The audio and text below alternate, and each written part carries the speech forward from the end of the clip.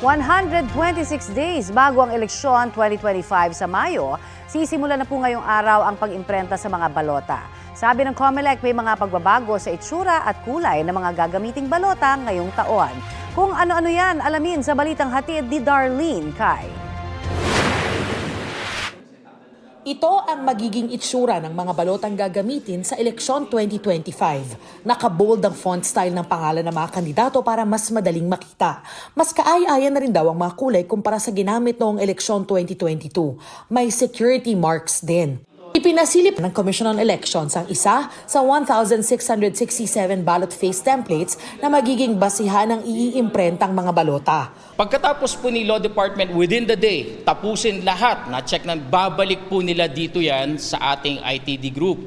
So ano pong next step na gagawin po nila?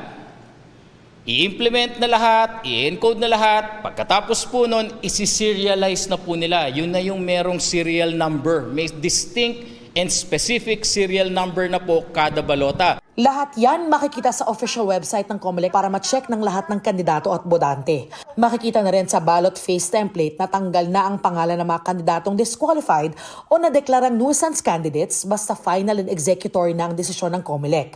Pero, paano ang mga kandidatong kalalabas lang ng desisyon sa kanilang kaso? Ang uunahin naman po natin ay ang overseas at ang local absentee voting. May sufficient time ang Law Department na mag-implement. Paano ang gagawin kung makakuha ng TRO? Di-stay po siya sa balota.